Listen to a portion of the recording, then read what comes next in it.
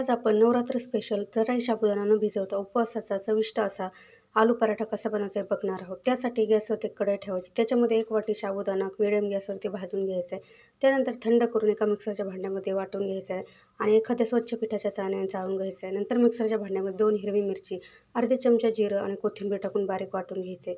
नंतर तयार साबुदाणा पीठमध्ये 4 ते 5 उकडलेले बटाटे बारीक करून टाकायचे। त्यानंतर चवीनुसार मीठ, वाटून घेतलेलं वाटण टाकायचं आहे, मिक्स करायचं आहे। थोडं थोडं पाणी टाकत याचा छान असा सॉफ्ट याचा गोळा तयार करून घ्यायचा आहे। नंतर साबुदाण्याच्या पिठामध्ये जसं आपण चपाती लाटतो तसं हे आपल्याला चपाती लाटून घ्यायची। त्यानंतर एखाद्या मोठ्या ताटाने किंवा एखाद्या झाकणाने डब्याच्या ही चपाती आपल्या गोलसर आकारात कट करून घ्यायची। त्यानंतर तव्याला थोडंसं तेल लावून हा पराठा दोन्ही बाजूनी मस्त असा खरपूस भाजूपर्यंत आपल्याला शेकून घ्यायचा आहे। मस्त चविष्ट आपला आलू पराठा बनवून तयार झालेला आहे। कुठल्याही एखाद्या उपवासाच्या भाजीबरोबर किंवा दह्याबरोबर खाऊ शकता। आवडले असल्यास एक लाईक नक्की करा। चॅनलवरती नवीन असताना सबस्क्राईब करा। पूर्ण व्हिडिओ चॅनलवरती बघू शकता। धन्यवाद।